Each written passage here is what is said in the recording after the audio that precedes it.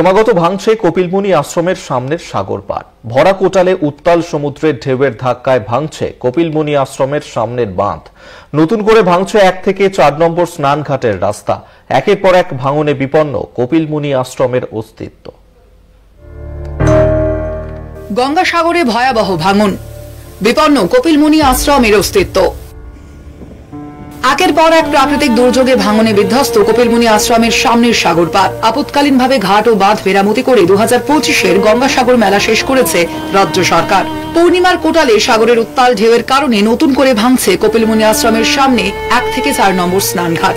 এই নিয়ে শুরু হয়েছে রাজনৈতিক তরজা।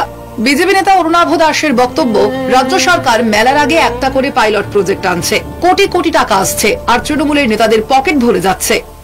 এই রাজ্য সরকার এই মেলার আগে একটা করে পাইলট প্রজেক্ট আনছে, কোটি কোটি টাকা আসছে, আর তৃণমূলের নেতাদের পকেট ভরে যাচ্ছে, কিন্তু বাস্তবে স্থায়ী বা কংক্রিটের বাঁধের কোনো ব্যবস্থা করা হয়নি। প্রত্যেক বছরই ভাঙন হচ্ছে, প্রত্যেক বছরই সমুদ্র এগিয়ে গিয়ে কপিলমুনি মন্দিরের সামনে চলে আসছে। গঙ্গাসাগরের ভাঙন নিয়ে খুবই উদ্বিগ্ন সরকার, স্থায়ী সমাধানের চেষ্টা করছে সরকার, এমনই মন্তব্য করেন সুন্দরবন উন্নয়ন মন্ত্রী বঙ্কিমচন্দ্র হাজরা।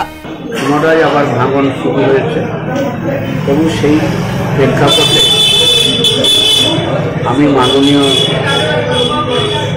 আমাদের পেয়জল এবং জলসম্পদ দপ্তরের প্রিন্সিপাল সেক্রেটারি মনীষ জৈনের সাথে আমি জলসম্পদ ভবনে গিয়ে ওনার সাথে দীর্ঘক্ষণ মিটিং করেছি এবং ইতিমধ্যে আমাদের এই বিষয় নিয়ে রাজ্য সরকারের তরফ থেকে অতি দ্রুততা পার্মানেন্ট নেচারের কাজ করবার জন্য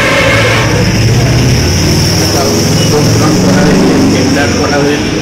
পূর্ণিমার কোটালে সাগরের উত্তাল ঢেউয়ের কারণে নতুন করে ভাঙছে কপিলমুনি আশ্রমের সামনের 1 থেকে 4 নম্বর স্নানঘাট। ভাঙনের ফলে ক্রমেই কমছে কপিলমুনি আশ্রম থেকে সমুদ্রের দূরত্ব। সামনেই রয়েছে দুর্যোগের মৌসুম, ফলে কপিলমুনি আশ্রম রক্ষা নিয়ে চিন্তিত স্থানীয় বাসিন্দা থেকে শুরু করে তীর্থযাত্রীরা। দক্ষিণ 24 পরগনা থেকে কোয়েল মণ্ডলের